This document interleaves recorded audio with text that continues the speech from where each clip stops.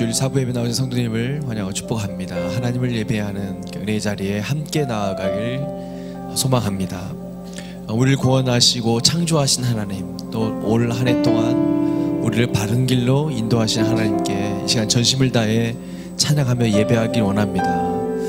이 시간 먼저 다 같이 기도할 때 성령의 임재 가운데 살아계신 하나님을 만나고 경험이 있는 그런 살아있는 예배가 되도록, 또 우리 가운데 역사하시는 그 주의 능력과 권세가 충만하도록 우리를 인도해 주신 하나님께 감사의 마음을 담아서 먼저 간절한 마음으로 함께 기도하겠습니다.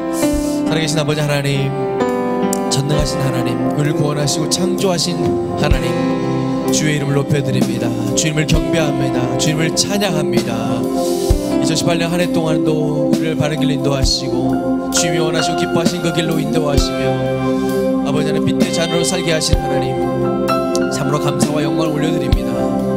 주님께서 우리를 떠나지 않으시고 우리를 잊지 않으시고 우리를 버리지 않으시고 끝까지 사랑하시며 우리와 동행하시며 우리 함께 하시고자 약속하신 그 약속의 말씀을 붙들고 승리하는 우리 모두가 되게 하여 주옵소서. 올 한 해도 돌아보면 모든 것이 하나님의 은혜였고 모든 것이 하나님이 나와 함께 하였음을 다시 한번 고백하오니, 하나님 오늘 이 예배 가운데 그 하나님 다시 만나게 하시고 그 하나님의 음성을 듣기를 간절히 소원합니다. 내가 너를 사랑하노라, 내가 너와 함께 하노라 하신 그 주님의 그 신실하신 그 음성을 듣기를 간절히 소원합니다. 네가 어디 가더라도 내가 너와 함께 하리라. 두려워하지 말라, 놀라지 말라. 내가 너와 함께하는 주의 음성을 듣게 하여 주시옵소서. 오늘도 말씀을 통하여 말씀하실 때 주의 음성으로 듣게 하시고 우리의 심령 가운데 믿음으로 주님 바라보며 예수님만 생각하며 나아가는 그한 예배가 되게 하여 주시옵소서. 우리 인도하신 하나님, 내년에도 2019년에도 함께 하신 주님을 찬양합니다.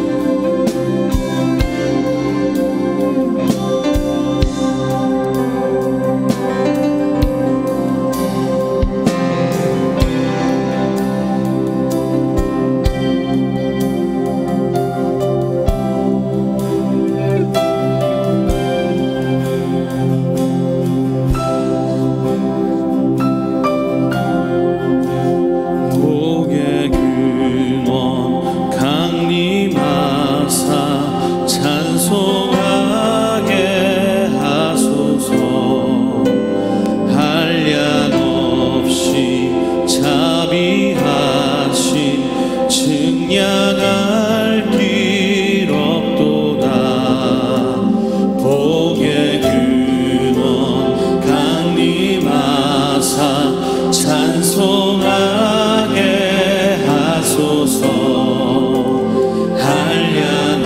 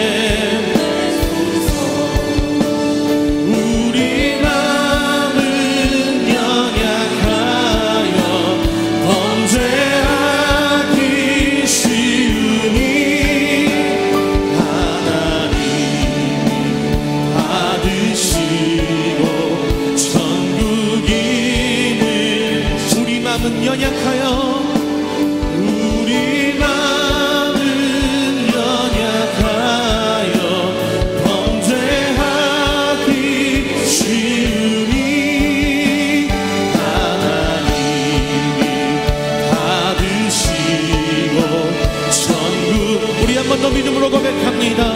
우리 마음은 연약하여 우리 마음은 연약하여 범죄하기 쉬운 주님이 우리를 용납하셨습니다.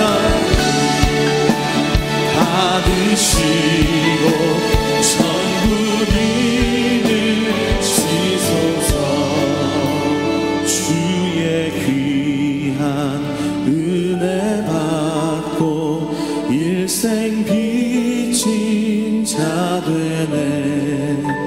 주의 은혜 사슬 되사 나를 주께 매소서. 우리 마음은 연약하여 범죄하기 쉬우니 하나님이 받으시고 천국인을 지소서.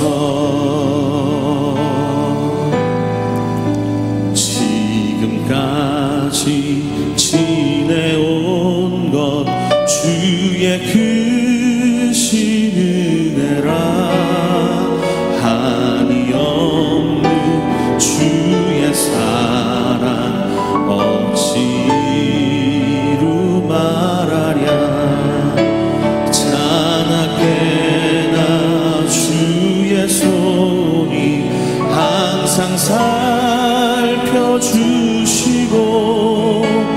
모든 일을 주 안에서 형통하게 하시네.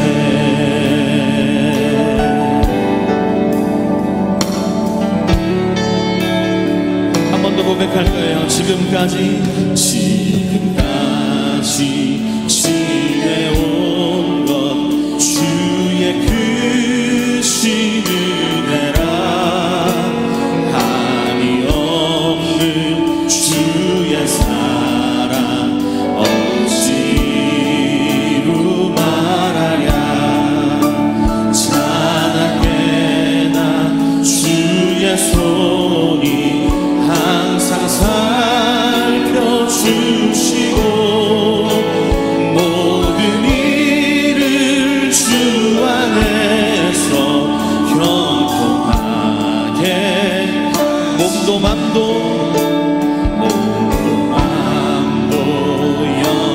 연약하나 세임받아 살았네.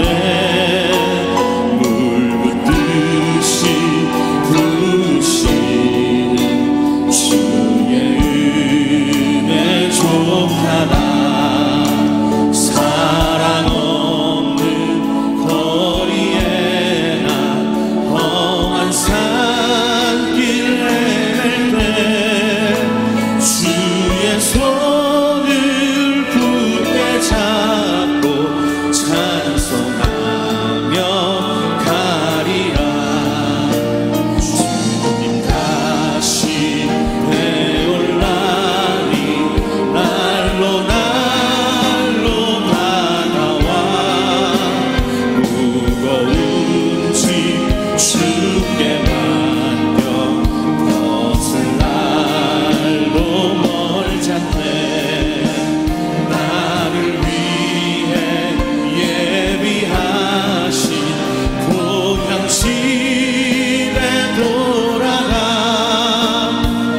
아버지의 품 안에서 영원토록 나를 위해 예비하신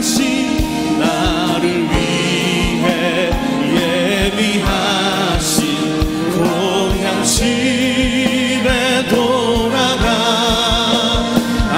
아버지의 품 안에서 영원토록. 우리 한 번 더 믿음으로 고백합니다. 나를 위해 예비하신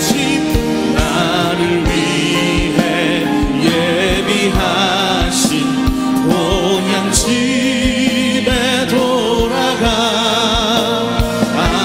아버지의 품 안에서 영원토록 살리라.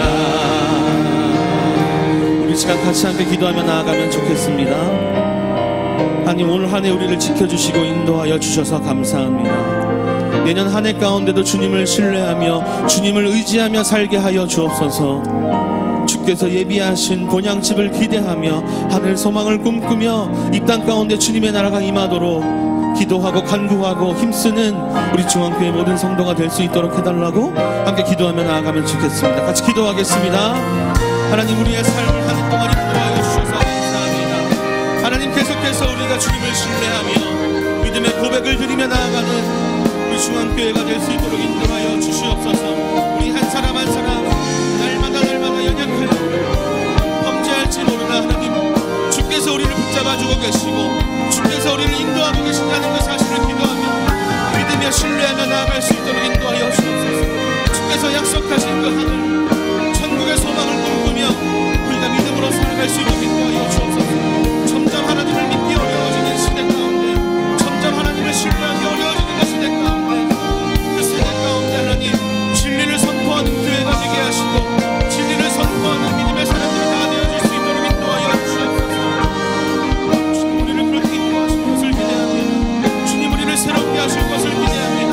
우리 삶 가운데 주님의 놀라운 능력이 나타날 것을 기대합니다. 주님을 신뢰하게 하여 주옵소서.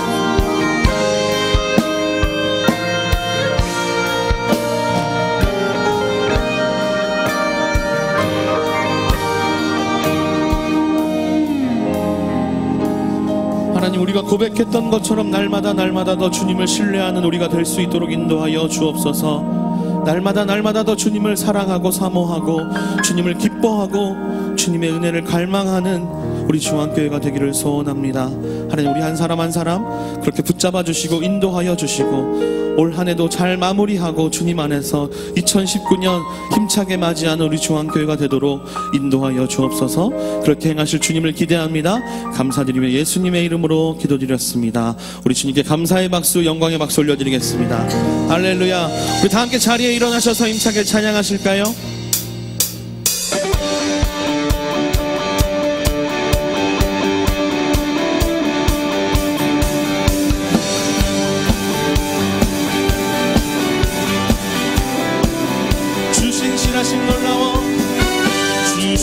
신실하심 놀라워 죄인의 마음 흔드네 자비의 물가로 인도하시니 자비의 물가로 인도하시니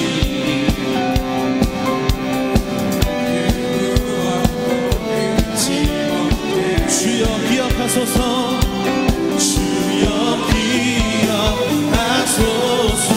주 백성 자녀들 신실한 주님의 약속 우리 힘차게 고백합니다. 주님의 은혜 내게 넘치네. 나를 향한 주 은혜 주님의 은혜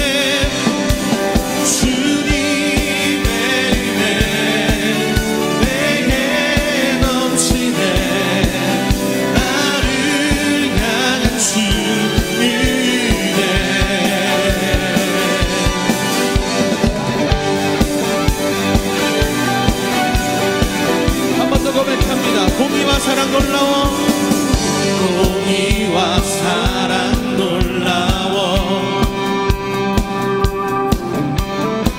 약한 자 들어쓰시네. 구원의 노래로 인도하시니 만 백성 함께 찬양해. 주여 기억하소서.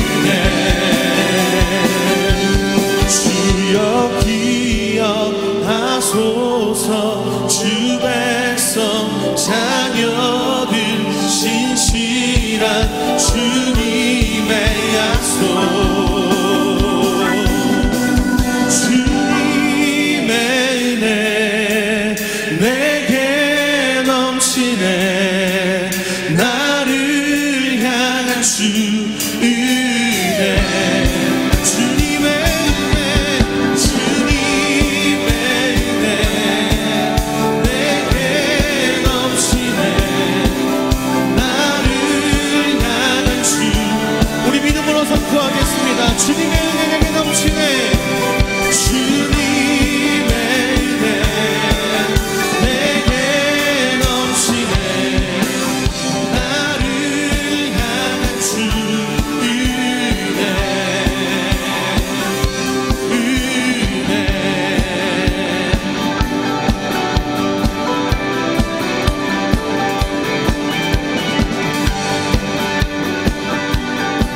올 한 해 우리에게 큰 은혜 주셨던 주님께서 앞으로도 우리를 은혜 가운데 인도하실 줄 믿습니다.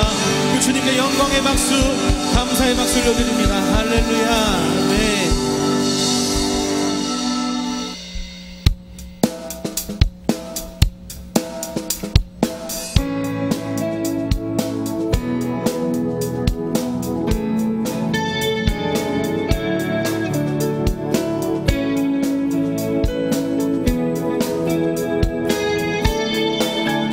주 이름 찬양,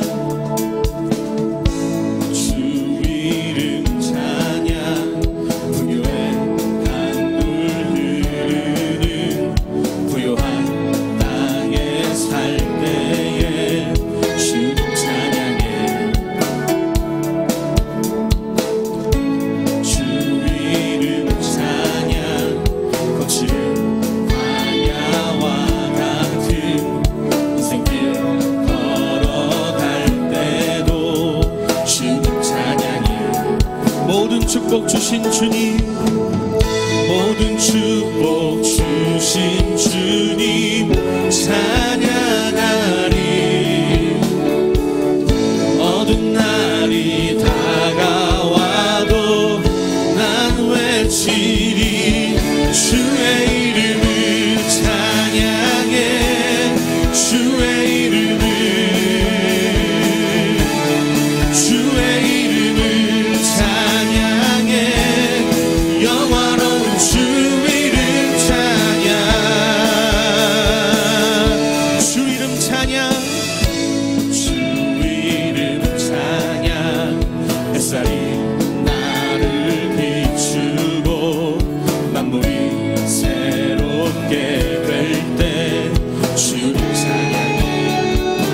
주 이름 찬양, 주 이름 찬양. 가는 길 험할지라도 고통이 따를지라도 주 이름 찬양. 모든 축복 주신 주님, 모든 축복 주신 주님 찬양하리. 어두운 날이 다가와도 난 외치리. 주의 이름을 찬양해. 주의 이름을 주님의 이름을 함께 고백합니다. 찬양해. 영화로운 주의 이름을 찬양해. 주의 이름을 찬양해. 주의 이름을 찬양해. 영화로운 주 이름 찬양. 주님은 주시며, 주님은 주시며 주님은 찾으시네. 내 맘에 하는 말 주 찬양. 한 번 더 고백합니다. 주님은 주시며, 주님은 주시며 주님은 찾으시네. 내 맘에 하는 말 주 찬양합니다. 주의 이름을 찬양해.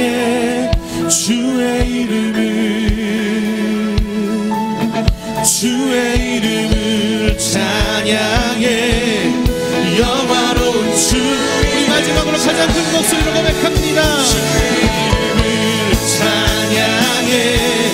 주의 이름을 찬양받기 합당하신 주님께 온전한 영광을 올려드리겠습니다. 영화로운 주 이름 찬양. 주의 이름을 찬양해. 주의 이름을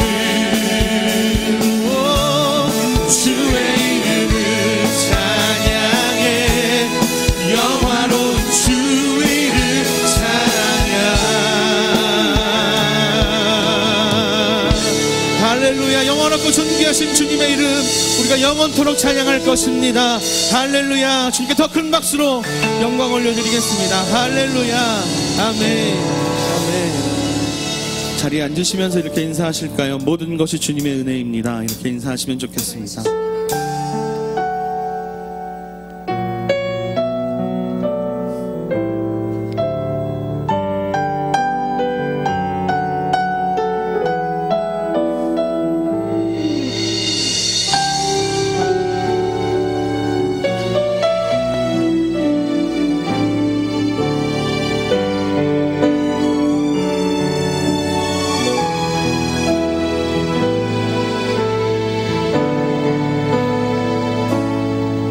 나를 지으신 이가 하나님, 나를 부르신 이가 하나님, 나를 보내신 이도 하나님, 나의 나 된 것은 다 하나님 은혜라. 달려갈 길 다 가도록 나의 마지막 호흡 다 하도록 나로 그 십자가 품게 하시니 나의 나 된 것은 다 하나님 은혜라.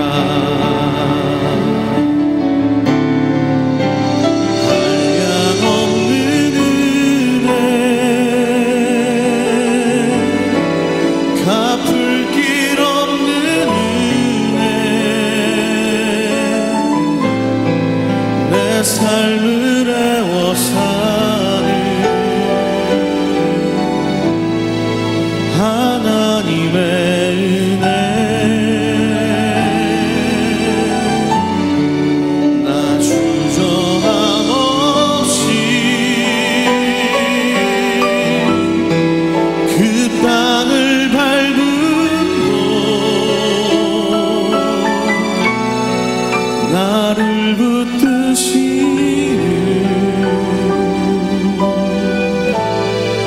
하나님의 은혜.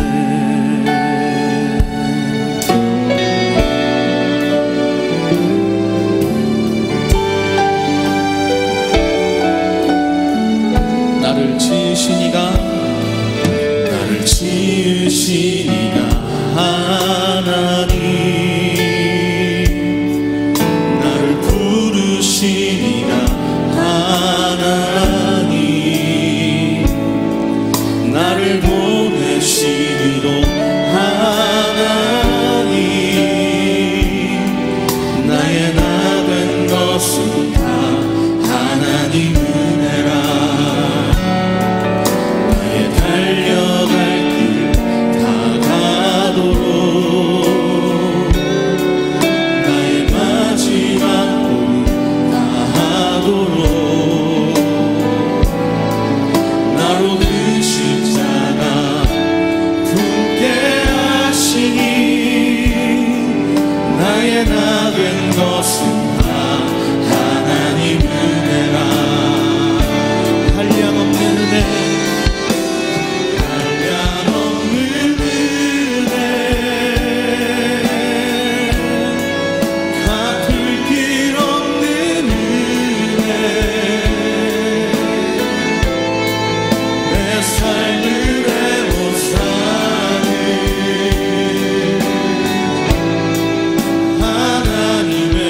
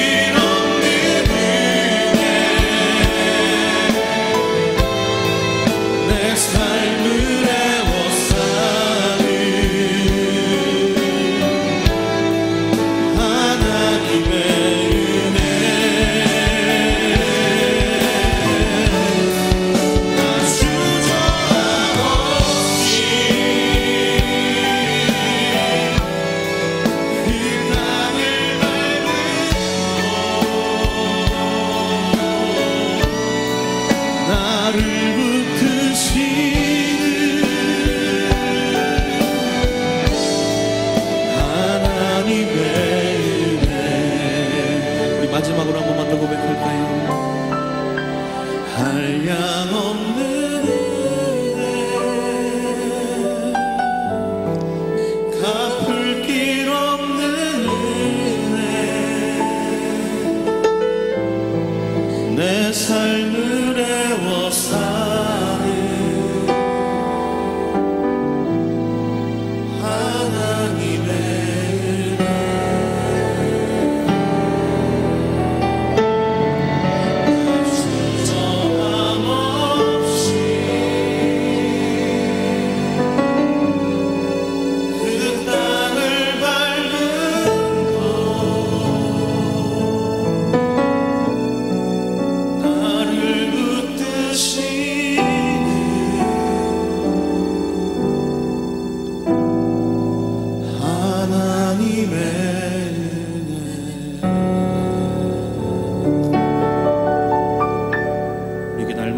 주시는 주님께 감사의 박수, 영광의 박수 드리겠습니다.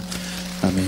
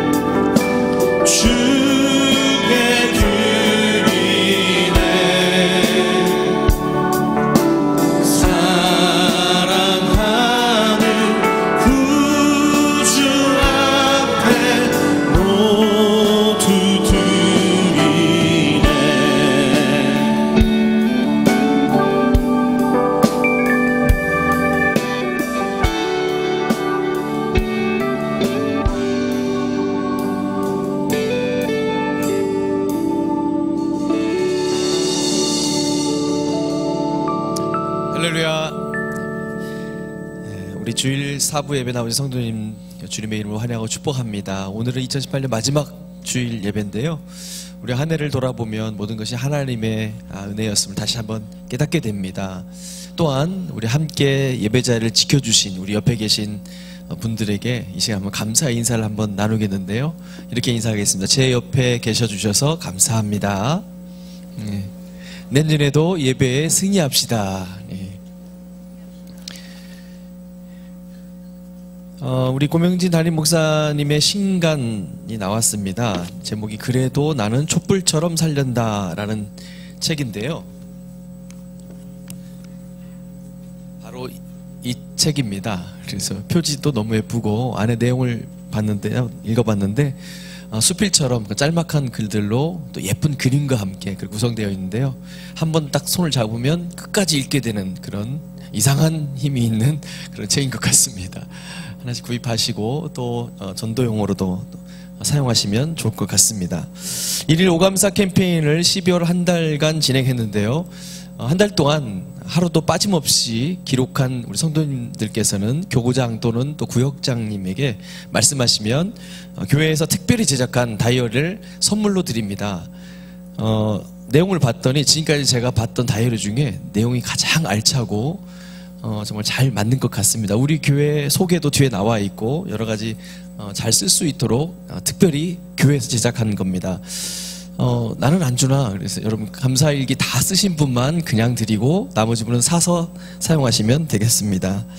송구 영신 예배가 12월 31일 오후 10시에 시작합니다. 바로 내일인데요, 이번 송구 영신 예배는 특별한 순서를 준비하고 있습니다. 국내 유일의 퓨전 퍼커션 밴드 폴리의 환상적인 콘서트로 시작을 해서 또 작년까지는 성찬식을 했는데 올해는 예찬식을 거행합니다. 예찬식은 침례받지 않은 분들도 모두 참여할 수 있는 그런 시간인데요. 올 한 해를 돌아보면서 또 감사와 감동의 시간이 될 것을 기대합니다.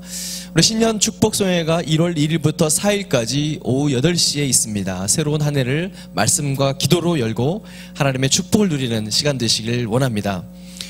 신앙을 통독하는 신앙을 먹자가 1월 8일부터 11일까지 진행됩니다. 우리 말씀 보약 한 첩 드시고 우리 여인간의 강건함으로 한 해를 시작하시기 바랍니다. 2019년 원로장로 추대식 신임 및 전입 명예재직 임명 안수가 1월 6일 1월 1일은 오전에 예배가 없기 때문에 1월 6일 주일 예배 중에 있습니다. 우리 주보를 참고하셔서 준비해 주시기 바랍니다. 우리 주보 맨 뒷면에 보면 1월 주요 사역 내용이 나와 있습니다. 살펴보시고 모든 계획과 행사를 하나님께서 주관하시고 주의 영광이 드러나도록 기도해 주시기 바랍니다. 다른 모든 소식과 모임 안내 등은 주보를 참고해 주시고 오늘 우리에게 주신 하나님의 말씀 히브리서 12장 1절 2절 말씀을 다 함께 봉독하겠습니다. 이러므로 우리에게 구름같이 둘러싼 허다한 증인들이 있으니 모든 무거운 것과 얽매기 쉬운 죄를 벗어버리고 인내로써 우리 앞에 당한 경주를 경주하며 믿음의 주요 또 온전케 하시는 이인 예수를 바라보자. 저는 그 앞에 있는 즐거움을 위하여 십자가를 참으사 부끄러움을 개의치 아니하시더니 하나님 보좌 우편에 앉으셨느니라. 아멘. 우리 이 시간 담임 목사님께서 예수를 바라보자라는 제목으로 말씀 증거하실 때 큰 은혜 받으시기 바랍니다. 할렐루야. 네, 세월이 얼마나 빠른지 엊그제 금년을 시작한 것 같은데 어느덧 내일 하루를 남겨놓고 주일로서는 오늘 맨 마지막 주일입니다. 늘 자주 나누는 말씀이지만 오늘은 조금 다른 각도에서 믿음의 경주 예수를 바라보자 함께 말씀을 나누고자 합니다. 1968년 10월 20일 멕시코 올림픽 마라톤 경주가 있었던 날입니다. 멕시코시티 올림픽 메인 스테디움에 우레같은 기립박수가 터져 나왔습니다. 마지막 주자였던 탄자니아 대표 아크왈이라는 선수가 온몸에 피투성이를 한 채 마라톤 마지막 완주를 하는 그 장면에 들어왔습니다. 400m 트럭을 한 바퀴 돌고 결승점을 골인하였는데 얼마나 몸이 만신창이가 되어 있던지 무릎은 다 깨어져 있었고 온몸은 피로 덮여 있었습니다. 그는 포기하지 않고 26마일 385야드 소위 42.195km를 다 완주하고 들어오는 것입니다. 한 신문기자가 아크와리 선수에게 물었습니다. 입상 못할 것이 뻔한데 어떻게 포기하지 않고 끝까지 달렸냐고 물었습니다. 그는 말합니다. 가장 불명예스러운 것은 중간에 포기하는 것입니다. 나 자신도 불명예스러울 뿐만 아니라 7,000마일이나 떨어진 이곳에 나를 보내신 나의 조국에도 불명예가 되기 때문에 나는 끝까지 달렸다고 이야기했습니다. 성경은 우리에게 이렇게 말합니다. 끝까지 견디는 자는 구원을 얻으리라. 어디 나오죠? 마태복음 24장에 예수님이 하신 말씀이에요. 끝까지 견디는 자는, 이 말을 원어에 좀 더 가깝게 번역하면 이렇게 말할 수 있습니다. 만약 당신이 마지막까지 매달려 있다면, 만약 당신이 끝까지 가기만 한다면 그 사람은 구원을 받는다. 신앙의 경주를 끝까지 달려야 된다는 것을 말씀하고 있는 그런 장면입니다. 이미도 말씀드렸지만 금년에 오늘 마지막 날 하루를 내일 남겨두고 오늘 주일로서는 마지막입니다. 금년 첫 번째 주일이 1월 7일이었습니다. 52번째 주일이 오늘 12월 30일입니다. 금년의 시작은 1월 1일 날 시작했습니다. 금년의 마지막은 내일 12월 31일 시작과 끝이 있습니다. 매월 1일 시작했다가 매월 말일의 날짜는 달마다 다를 수가 있습니다. 28일인 2월이 있는가 하면 4년마다 한 번은 그것도 29일이 되고, 그리고 홀수달, 짝수달에 따라서 하반기에는 또 반대로 31일, 30일 마지막 날이 다가옵니다. 입학이 있으면 졸업이 있고 입사가 있으면 퇴사가 있습니다. 인간사 모든 것이 시작이 있고 끝이 다 있습니다. 건물을 착공하는 날이 있는가 하면 준공하는 날이 있고, 선교 대회의 첫날 마치는 날이 있습니다.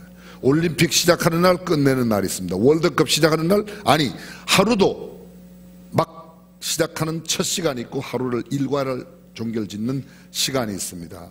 짧게는 하루 내에서도 점심시간이 시작인가 하면 점심시간이 끝나는 시간이 있습니다. 다시 말하면 모든 것은 시작과 끝으로 이루어진다, 그런 말입니다. 인생에 만약 출생과 사망을 말한다면 이렇게 말할 수도 있습니다. 인생의 출생이 알파라면 인생의 죽음은 오메가입니다. 성경은 우리에게 하나님 자신이 하시는 말씀으로 이렇게 들려줍니다. 주 하나님이 가라사대 나는 알파와 오메가라. 이제도 있고 전에도 있었고 장차 올자요 전능한 자라. 요한계시록 22장 마지막 장인데요, 13절에 나는 알파와 오메가요 처음과 나중이요 시작과 끝이라고 말합니다. 하나님은 시작과 끝이 동일하세요. 시간의 흐름을 원처럼 봅니다. 우리는 한 점으로부터 한 점까지 유한한 인생의 삶을 살고 끝나지만 하나님께는 전혀 그렇지 않다는 것이죠. 바울은 고린도 교회에 보낸 편지 가운데서 이런 표현을 쓰고 있습니다. 때가 단축하여진 고로 이후부터 안에 있는 자들은 없는 자같이 하며. 굉장히 어려운 말이에요. 때가 단축하여진 고로, 때가 단축되었다, 말세가 가까웠다는 거죠. 그렇기 때문에 안에 있는 자들은 안에 없는 자같이 해라. 안에 있는 자처럼, 이 말은 아내에게 얽매여 아내를 핑계로 주의 신앙의 경주를 게을리하지 말라는 겁니다.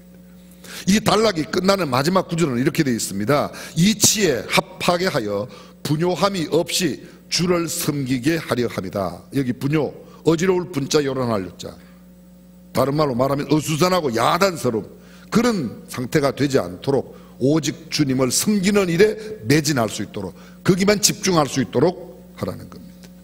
바울은 계속해서 세월을 아끼라, 또는 세월을 구원하라, 외인을 향하여서는 지혜로 행하여 세월을 아끼라, 두 말이 두 번 반복됩니다. 세월 아끼라는 말이.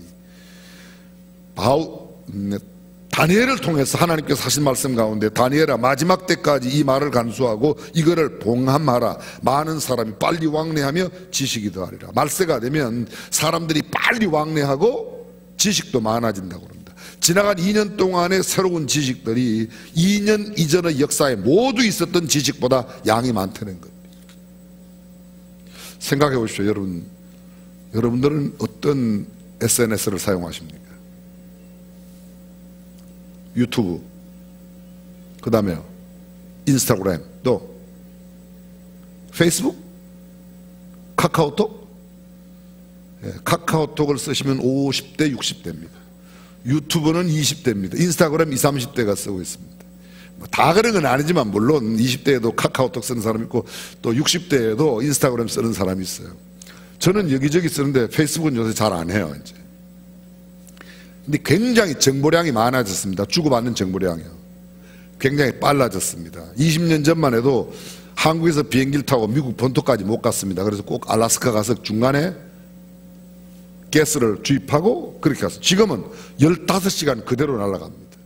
맥시멈 한 16시간까지 비행이 움직이는 게 빨라졌습니다. 예전에는 하루 종일 걸어가도 그렇게 많이 40km 가기가 정말 힘들었습니다. 근데 요새 40km 정도는 한 20, 30분이면 충분히 가냅니다. 아주 빨라졌습니다. 그런 일들이 일어났거든. 베드로전서 4장 7절에 만물의 마지막이 가까웠나니 그러므로 너희는 정신을 차리고 근신하여 기도하라. 마지막이 가까웠다는 겁니다.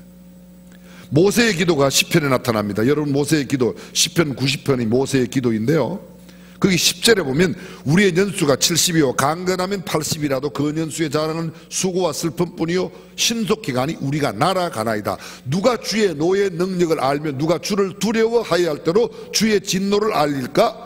우리 날 계수함을 가르치사 지혜의 마음을 얻게 하소서. 한마디로 요약해 보겠습니다. 인생 70년 또 강건하면 80년인데 수고와 슬픔 가운데 있으니 너희는 인생을 얼마나 남아있는지를 잘 계산하고 지혜롭게 살아라.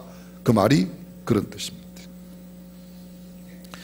솔로몬은 전도서에서 이렇게 말합니다. 천하의 범사가 기한이 있고 목적이 이룰 때가 있나니 날 때가 있고 죽을 때가 있으며 심을 때가 있고 심은 것을 뽑을 때가 있으며 죽일 때가 있고 치료시킬 때가, 계속해서 때에 대해서 이야기하고 있습니다. 여기에 날 때가 있는가 하면 뭐요? 죽을 때가 있다. 날 때가 뭐예요? 알파. 죽을 때가 오메가라는 겁니다. 하나만 더 하면요, 창세기 47장에 요셉의 초청을 받고 야곱과 그 족속들 모두가 애굽에 내려옵니다.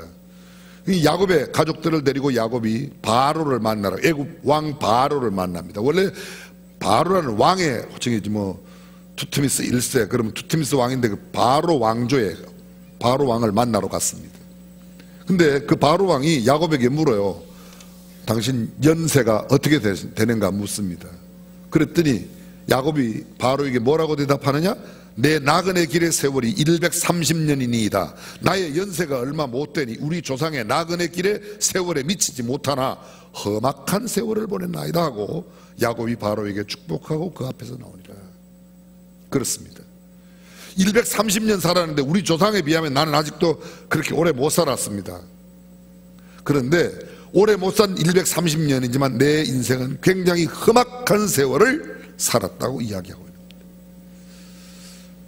인생은 이렇게 험악한 세월 또는 여러 가지 삶으로, 시간은 유한합니다. 우리에게는 반드시 종말이 오고야 맙니다. 끝이 있고 마지막이 있습니다.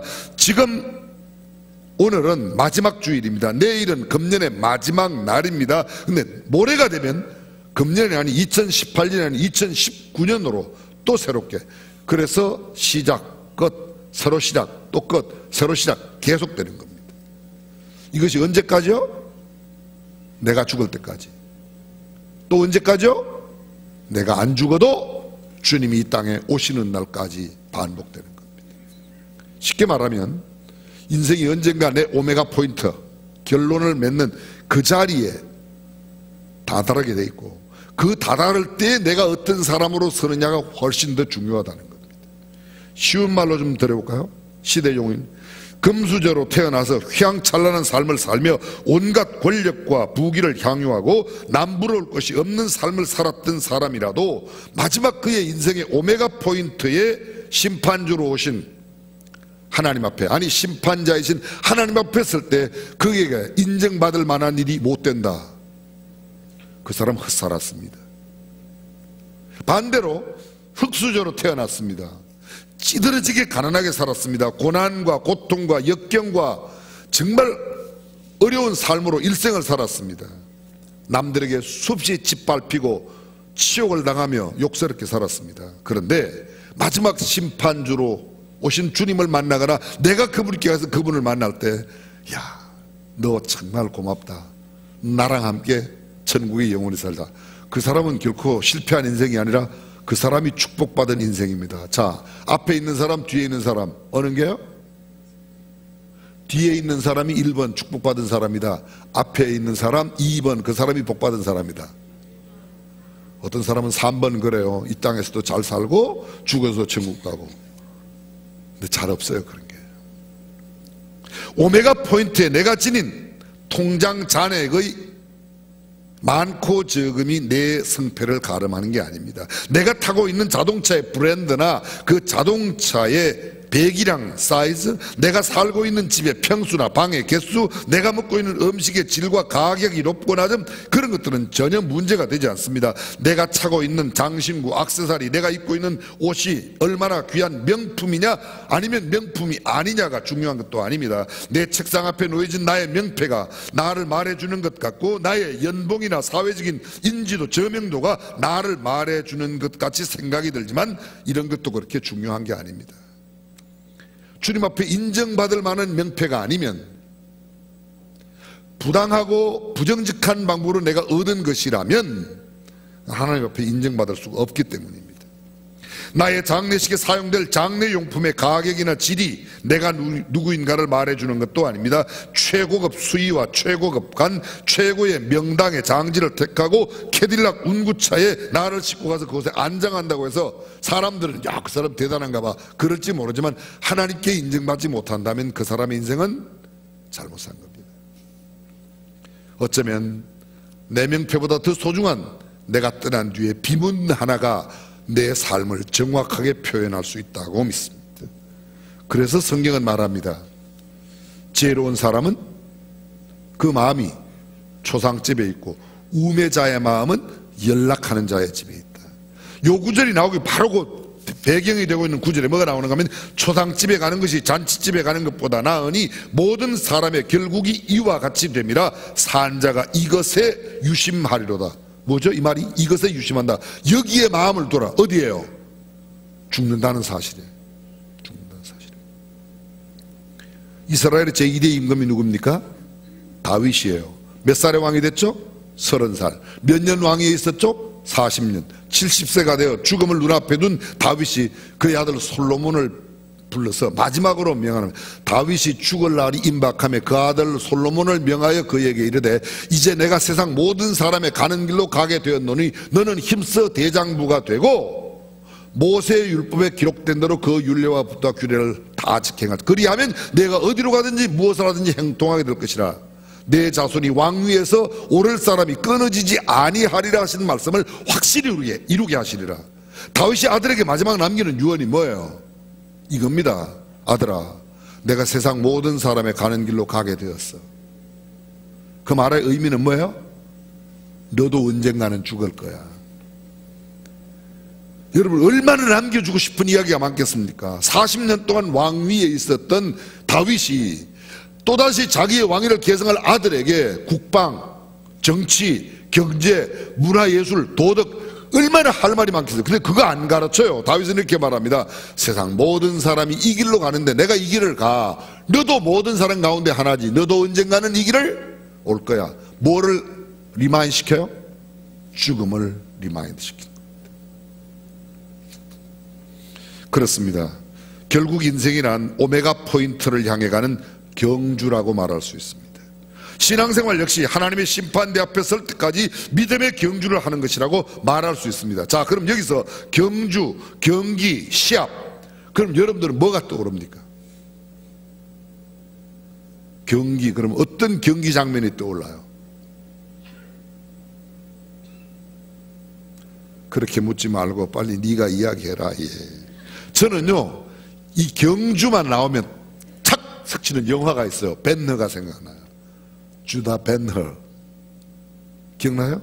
주인공 찰턴 헤스턴이 사두마차 1인승 병거를 타고 대전차 경기장에서 전차 경기하는 거, 경주하는 거, 뭐 마라톤이 생각나는 사람도 있을 겁니다. 좋습니다. 어쨌든 여기 그런 장면이 기억되는 겁니다. 여러분, 이 대전차 경기장이 어느 정도인가? 로마에 가면 꽤 여러 개가 있고, 로마가 다스렸던 곳곳마다 가면 이런 큰 대전차 경기장을 만들어서 전차 경기를 하는 거죠. 로마에 있는 대전차 경기장은 길이가 664m, 폭이 124m, BC 약 600년경 7세기 때, BC 7세기 때 건축이 되었습니다. 거기에 의자가 몇 석인가 하면요, 25만 석. 집에서 오늘도 결심하고 오셨습니까? 무슨 소리라도 놀라는 신용도 절대 안 하리라. 여러분, 우리나라에서 제일 큰 운동 경기장이 어디예요? 올림픽 메인 스테디움이에요. 그죠? 잠실 메인 10만 명 들어가요. 10만 명이요. 상암 월드컵 경기장 7만 명이 채 못 들어가요. 7만 명이 채 못 들어가요. 그런데 지금부터 2700년 전에, 2600년 전에 만든 대전차 경기장에 25만 명이 들어갔다. 인구는 그때 얼마나 됐을까요? 그때 진짜 인구 얼마 안 됐어. 그런데 어마어마한 것을 지었습니다. 그 경기장에서 무슨 경기하죠? 자, 여러분이 방금 대전차, 전차 경기예요. 경마대회예요. 말 경주도 합니다. 그 다음에 글라디에이터 봤죠? 검투사들, 노예 검투사들이 싸워서 서로 최후의 1인자가 나오면 이 사람에게 로마의 시민권을 주는 겁니다. 노예에서 자유인이 될 수 있는, 시민이 될 수 있는 가장 확실한 법, 그건 나가서 이기는 겁니다. 이것이 성경에 나오는 경주예요. 그것이요. 그냥 달리기 200m 달리기에서 무슨 상장 받는 그런 게 아닙니다. 생명을 내걸고 싸우는 이 검투사들의 경기, 맹수와 검투사와의 경기, 기독교 박해 당시에는 기독교인들을 잡아다가 처형하던 장소가 바로 그 장소였습니다. 맹수들의 밥이 되게 만들었습니다. 검투사들의 생명을 건 치열한 그런 일들이 그곳에서 일어났습니다. 그것이 대전차 경기장이에요. 여러분 또 기억나는 게 뭐 있어요? 로마에 가면 콜로세움. 콜로세움 누가 만들었죠? 타이투스 대장이 세웠어요. 이 로마의 티토 대장이 팔레스타인을 점령합니다. 그래서 유태인 포로 10만 명을 데리고 와요. 데리고 와서 그 10만 명 가운데 어떤 자료에는 4만 명, 어떤 데는 5만 명이라고 되어 있는데요. 그 10만 명 가운데 4, 5만 명을 뽑아서 그 사람들로 하여금 8년 동안 콜로세움을 지켜야 하는 겁니다. 콜로세움 안에서 무슨 경기였어요? 그게 극장이에요. 극장인데 무슨 그 연극도 있었겠죠. 극장이니까 뭐가 있어요? 거기도 역시 마찬가지로 기독교 박해의 아주 심란한 사건들이 그곳에서 자행되었던 겁니다. 검투사끼리 경기하고 맹수와 검투사가 함께 경기하고 수많은 어려움들이 있었습니다. 경기하면 가장 떠오르는 게 뭐예요? 지금 요사이 떠오르는 가장 큰 경기, 예, 월드컵이겠죠? 또요 올림픽이겠죠? 우리는 지난 작년 겨울에 평창 올림픽을 했는데 고대 올림픽, 이건 제우스 신에게 바치는 그리스 사람들의 제전입니다. 여러분 제우스 성경에도 나오죠? 안 나와요? 제 성경에 나와요. 바나바와 바울의 1차 전도여행 당시에 그 복음을 전하였을 때 사람들이 바나바에게 뭐라고 말하는가 하면, 바나바 바울에게 그들이 말합니다. 바울은 말하는 자이므로 험해라고 하고 바나바는 스스라고 했다. 그 바나바의 스스가, 바나바는 태양신 제우스야, 그런 말이고요. 바울은 설교를 했어요. 그래서 험해, 말한다, 말하는 자, 설교한다는 거예요. 설교가 영어로 허멜레틱스인데 그 허멜레틱스가 어디서 하는가 하면 바로 이 험에서 온 겁니다. 나와요. 그 제우스 신에게, 이 신화에 나오는 제우스 신에게 제사를 하기 위해서 이런 것들을 했습니다. 또 뿐만 아니라 종교, 예술, 군사 훈련이고 4년마다 초여름에 5일간씩 했는데, 지금은 올림픽 하면 보통 한 2주일 정도 하죠. 패럴림픽, 장애인 올림픽은 또 따로 더 하지 않습니까? 굉장히 많이 거기서 경기들이 일어났습니다. 특별히 BC 776년 앨리스 출신 코르 에브스가 스타디온 경기 200야드를 달려가는 경기에서 우승을 했다는 기록이 남겨져 있는 것으로 보아서 이 날이 아마 근대 올림픽의 최초의 날이 아닐까. BC 776년입니다. 마라톤에서 승리한 사람, 달리기에서 승리한 사람, 그 사람에게는 그를 어디로 데려가냐면 제우스 신전에 데려가서 신이 보는 앞에서, 보는지 안 보는지 우리는 안 믿지만 그 신전 앞에서 거기다가 월계관을 씌워줍니다. 월계관이니까 뭐로 만들어요? 월계수나무로? 아니에요. 감람나무로 만들어서 하나 올려주는 겁니다. 이것이 그때 당시 아주 배경이었습니다. 근대 올림픽은 여러분들이 잘 아시는 대로 1896년에 프랑스의 쿠베르탱이 만들었습니다. 왜 고목사 그런 이야기를 많이 하는가? 그것이 오늘 성경 본문하고 아주 결정적으로 연결되어 있다는 겁니다. 여러분들이 혹시 가지고 계신 성경에 히브리서 12장 바로 이렇게 앞에 보면요, AD 64년경 기록되었다는 것을 알 수 있어요. 자, 그걸 머릿속에 저를 잠깐 주목해 주십시오. 네로 황제는요, 네로는 AD 37년 12월 15일 날 태어나서 68년 6월 9일에 죽습니다. 몇 년 살았어요?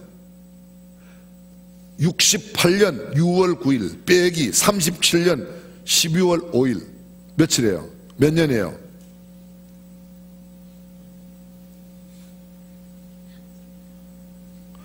여러분들이 오늘까지 살아계신 것은 주님의 은혜이지 계산이 잘해갖고 살아있는 건 아닌 것 같아요.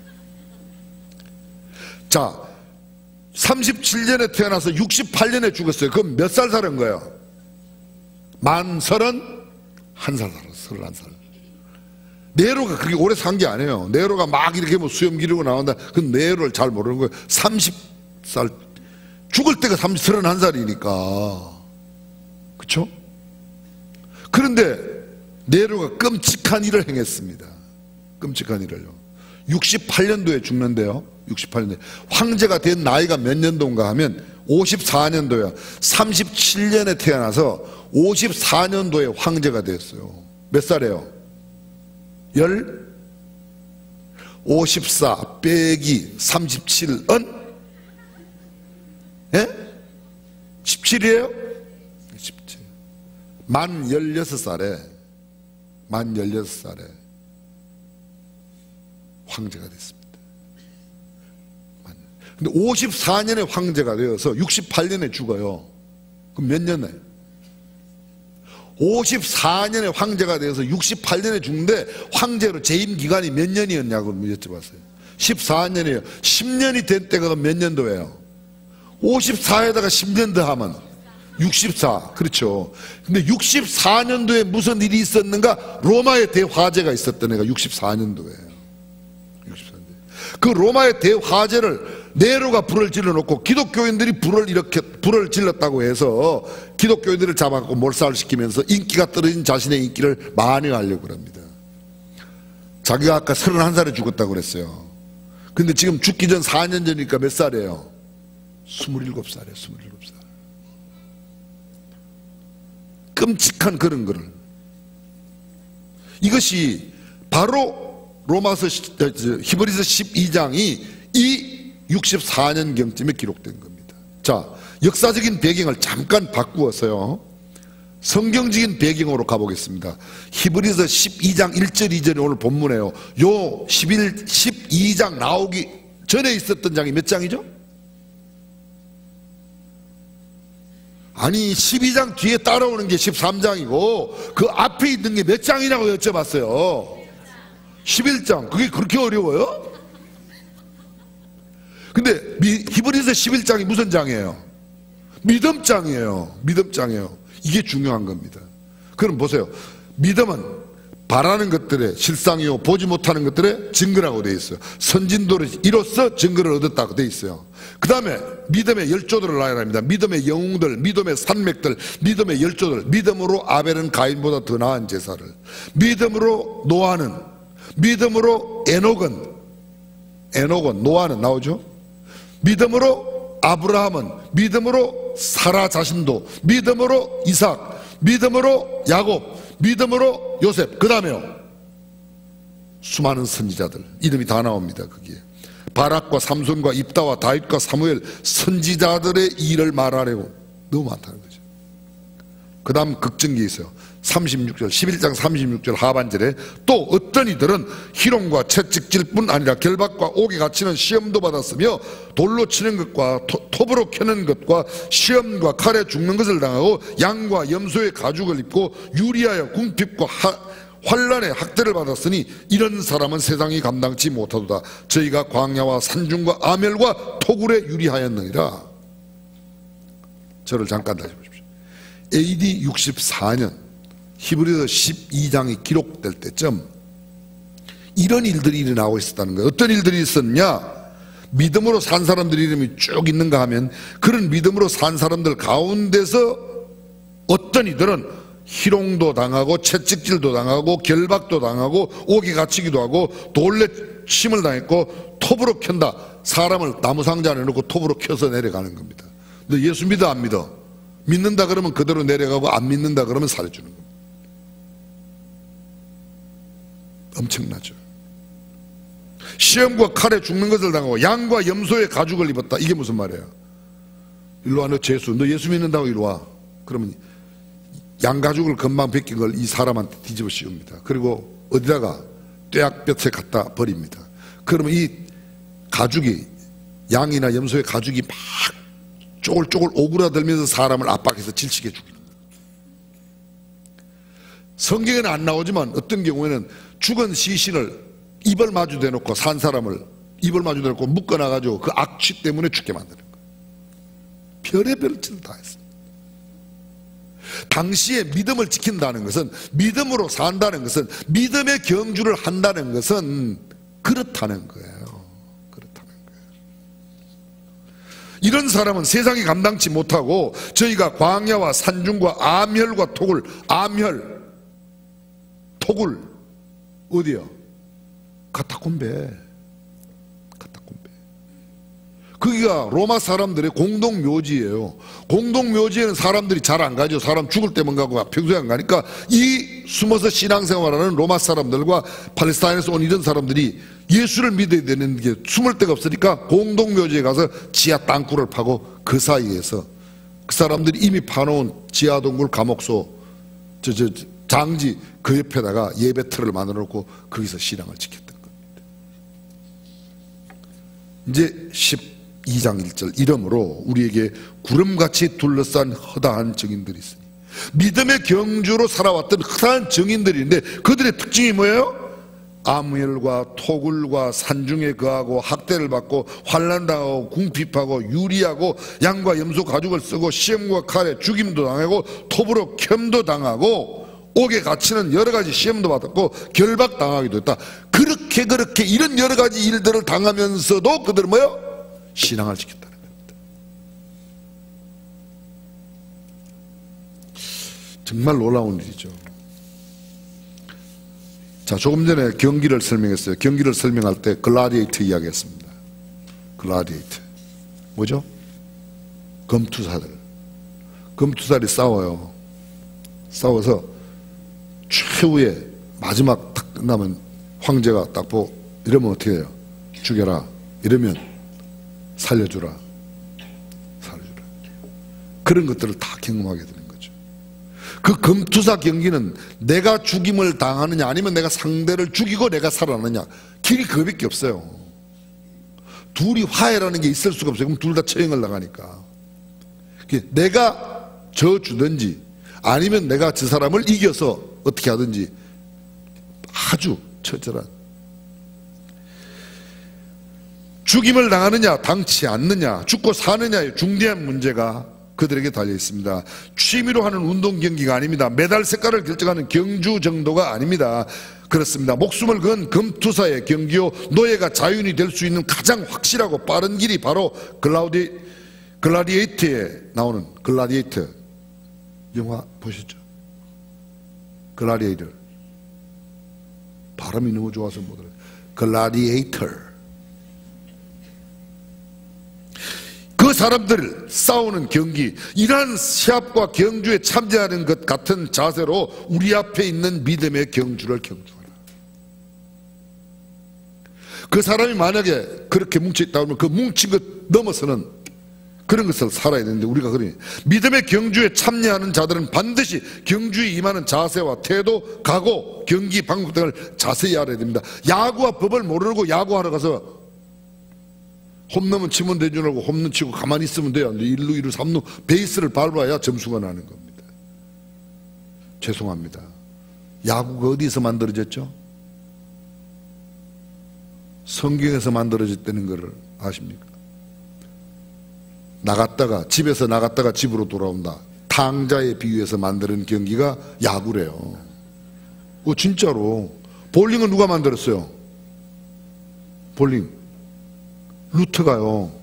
처음에 병 하나를 놓고 병을 막이라고 생각하고 공을 굴려갖고 깬 거예요. 그래서 볼링할 때 5번 핀이 마기 핀이라고 그래서 5번 핀이 안 나가면 마기만 남았네. 그렇게 하는 게 거기서 나온 거예요.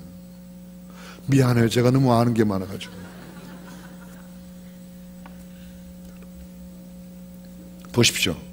믿음의 경주에 참여하는 자들, 이 사람들의 경주는 그냥 운동 경기 몇 미터 달려가서 금메달 따는 거 이런 거하고 다릅니다. 권투 조금 잘하고 무슨 씨름 잘해서 받는 상금이라 이런 거하고 다릅니다. 여기는 완전히 내 생명을 내걸고 하는 거야.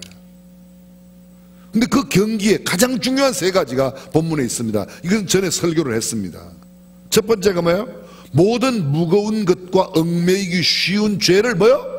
벗어버리고. 무거운 것과 얽매이기 쉬운 죄, 무거운 것, 율법의 규례가 굉장히 그들에게 무거웠습니다. 얽매이기 쉬운 죄, 내가 세상에 좋아하던 것 때문에 세상 쾌락 여러 가지 믿음의 경주를 하려고 하면 이거 과감하게 잘라내야 된다는 겁니다. 오늘 날씨가 추우니까 집에서, 이번엔 휴가 가야 되니까 그냥 예배당에 빠지고, 그 다음에 친척집에 잔치가 있으니까 또 예배당에 빠지고, 그딴 짓 하지 말라는 거예요. 그거는 성경이 말하고 있는 제대로 된 신앙인의 삶이 아니라는 겁니다. 글라디에이터가 싸우다가 사탕 먹고 싶으네. 나 잠깐만 사탕. 이게 아니잖아 이게. 검투사가 내가 저 사람 칼에 죽으면 나는 끝장이고 내가 저 사람을 이겨내야만 뭐예요? 자유인이 될 수 있고 참된 그 노예의 삶에서 참으로 해방받는 그를 누릴 수 있다는 겁니다. 이 무거운 것 원죄로부터 시작해서 내가 지은 모든 죄라든지 자범죄, 얽매이 세상의 모든 유혹들을 잘라낸다. 두 번째가 뭐죠? 인내해야 된다는 겁니다. 자, 성경을 보십시오. 뭐라고 되어 있습니까? 뭐라고 되어 있습니까? 모든 무거운 것과 얽매이기 쉬운 죄를 벗어버리고 인내로서 우리 앞에 당하는 경주를 인내로서 이 경주에는 뭐가 필요해요? 인내가 필요합니다. 인내가 필요해요. 인내가. 신앙생활에 가장 필요한 게 뭔가? 인내가 필요해요. 대부분의 사람들이요, 자기가 성질 부려놓고 그 사람이 남이 나한테 성질을 부려 이렇게 나게 했다고 말해요. 당신이 그랬는데 내가 화 안 나게 생겨서 이렇게 말해요. 당신이 무슨 짓을 해도 내 안에 사랑만 있으면 턱 건드리면 여보 사랑해요. 여보 사랑해요. 박박 긁어도 여보 사랑해요. 내 안에 사랑이 가득하면 사랑이 나가는데 내 안에 화가 가득하니까 턱 건드리니까 이게 이렇게 나가는 거지. 알아들으세요? 물이 가득한 물통에 차면 물이 나가고 사랑이 가득한 통에 사랑을 타면 사랑이 나가지. 내 안에 화가 가득 찼으니까 건드리니까 화가 나가지. 내 안에 사랑이 가득 차봐요. 건드리면 엄마 사랑해요 이래가지고.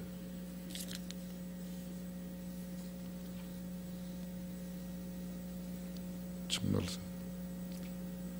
인내가 더 중요하다는 거.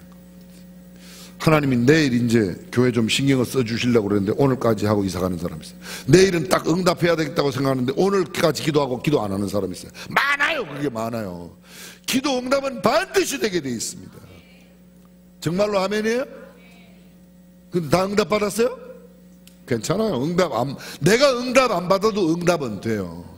기도는 응답 받을 때까지만 하면 응답이 돼요. 응답 받기 전에 그만두면 절대 응답이 안 돼.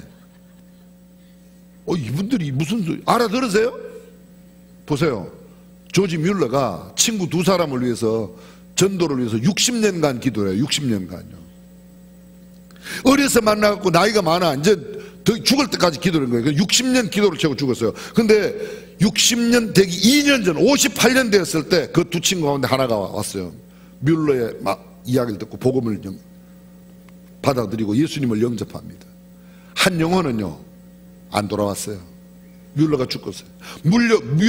조지 뮬러가 죽고 난 2년 뒤에 62년째 뮬러는 죽었는데 62년 뒤에 뮬러의 무덤 앞에 한 노신사가 찾아왔어요. 머리가 큰 사람이. 여보게 친구, 자네가 나더러 예수 믿으라고 그랬지. 자네가 나한테 복음을 전했지. 나 오늘부터 예수 믿어. 자네가 살아있을 때 예수 믿지 못한 게 너무 미안하네. 응답됐어요 안 됐어요? 그건 안 된 거지. 내가 살아있을 때 안 된 거니까 아니에요. 그런데 그럼 뭐가 필요해요?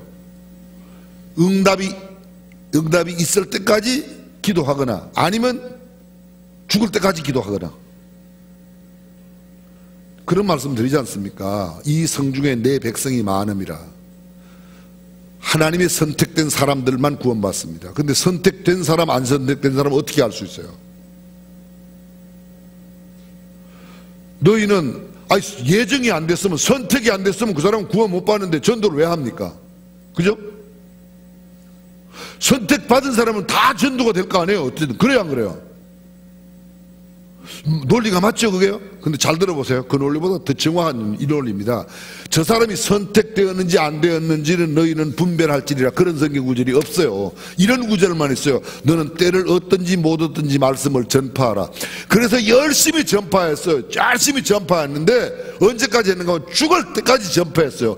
저 사람이 죽든지 내가 죽을 때까지 전했는데도 안 믿어. 그러면 예정 안 된 사람이요, 선택 안 된 사람이에요. 근데 전도를 했더니 그 사람이 예수 믿고 돌아왔어요. 그 사람은요 선택된 사람이에요. 선택을 구별할 수 있는 가장 유일한 방법은 그 사람이 죽기 전에 끝까지 전하거나, 그런데 죽을 때까지 전해도 안 되는 사람, 선택 안 된 사람이에요. 근데 몇 번 찾아갔더니 10번 20번 찾아갔더니 믿어요. 그 사람은 선택된 사람이에요. 문제는 뭐예요? 내가 끝까지 인내하고 얼마나 견뎌내는가. 마지막 세 번째가 있습니다. 그런 모든 무거운 것과 얽매이 쉬운 죄를 벗어버리고 인내를 하는데 우리의 시선이 목표를 향해서 초점이 맞춰야 돼요. 어디에요? 믿음의 주요 또 온전케 하시는 이인 예수를 바라보자.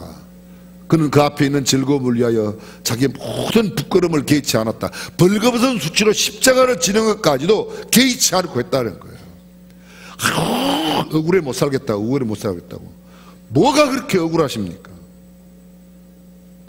저도 막 어저께 억울해서 너무 분통이 터져갖고 막 하여간 제 평생에 2번 있었던 것 같은데 어저께가 또 그런 하루였어요. 속이 다 막. 근데 끝나고 나니까 금방 알겠더라고요. 아, 내 안에 그런 마음이 있구나. 네가 그래서 그런 게 아니고 내 안에 그런 게 있었어. 아까 말씀드렸지만 내 안에 사랑이 있고 이해심이 가득하다면 그 사람이 암만 건드려도 그래서 이랬겠지, 그래서 이랬겠지. 진짜 저 사람이 막걸리를 받아 막걸리 통을 들고 가도 우유겠지, 뭐 이렇게 이야기해야지. 내가 은혜 안에 잘 보면. 근데 우리는 우유를 들고 가도 어쭈 막걸리 받아가네, 이게 뭐예요? 내 눈에 문제가 있는 건 내 눈에, 여러분.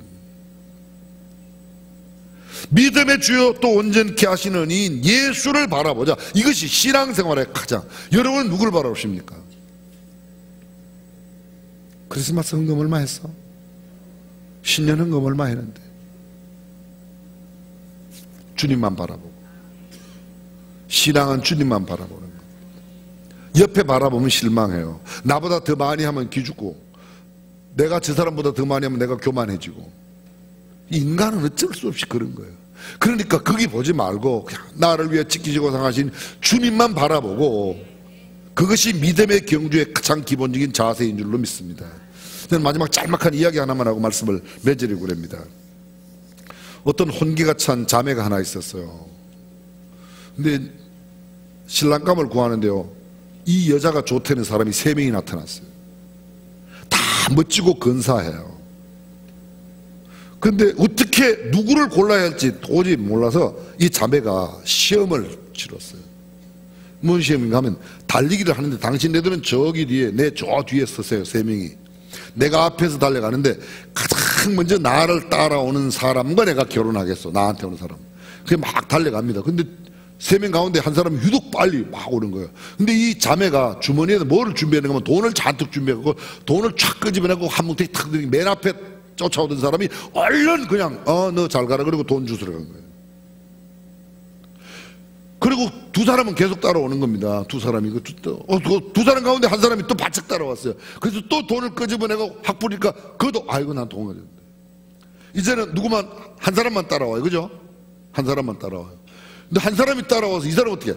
주머니에 있는 돈을 싹 갖고 딱 갖다 버렸는데, 그리고 달려갔는데 이 사람은 돈 안 주고 그냥 이 사람은 따라온 거예요. 그래갖고 그 남자가 결혼해서 오래오래 재미있게 살았다는 전설의 고향이 있습니다. 그래요. 이게 정말 그냥 웃어넘길 일일까요? 우리가 예수를 믿는다고, 예수님 따라간다고 말하면서 올해 집 몇 평짜리 생겼냐? 내년도에 뭐 하나 샀나? 가게 넓혔냐? 사업 연봉 올랐냐? 자꾸 기웃거리지 말라는 거예요. 우리의 시선이 주님께만 가 있어야 믿음의 경주를 온전하게 할 수 있다. 사랑하는 성도 여러분, 저와 여러분들이 정말 주님께 시선을 두고 살아갈 수 있기를 주님의 이름으로 축원합니다. 신앙의 자세. 그래서 주님을 바라보는 게 그렇게 중요해요.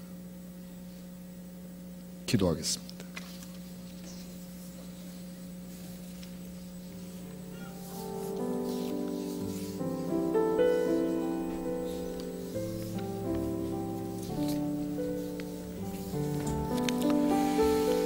그동안 내 삶을 되돌아보면 혹시 곁눈질하고 지나오진 않았는지, 주님을 향했던 시선이 때로는 딴 곳에 가 있지는 않았는지요.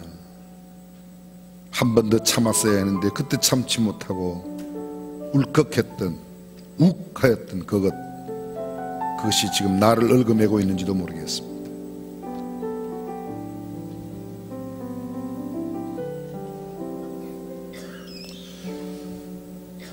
전능하신 우리 하나님, 올해가 가면 내년이 오지만 내년 없는, 내일 없는 내 삶의 마지막 오메가 포인트에 내가 어떤 사람으로 하나님 앞에 인정받을 수 있을까를 깊이 묵상하는 신실한 성도들이 다 되게 하여 주시옵소서. 우리 주님 예수님의 이름으로 기도합니다. 아멘. 다 함께 일어나셔서 함께 찬양하도록 하겠습니다.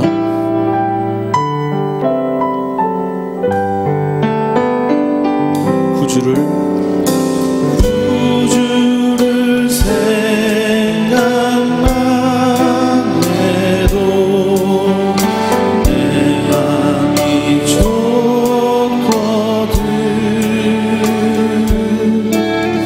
주 얼굴 배울 때야 얼마나 좋은. 5절 찬양할까요?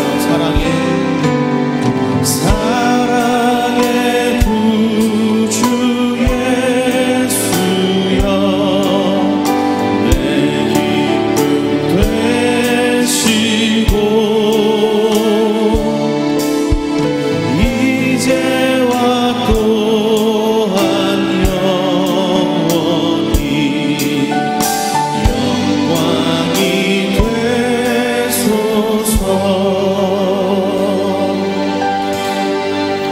주 예수 그리스도의 은혜와 하나님의 무한하신 사랑과 성령님의 감동 감화 교통 충만하심이 믿음의 경주장에 끝까지 주님만 바라보고 경주하기를 다짐하는 모든 믿음의 권속들, 사랑하는 가정과 자녀들 행하는 범사 위에, 그리고 우리 조국 대한민국 위에 영원토록 함께 하시기를 간절히 축원하옵나이다. 아멘.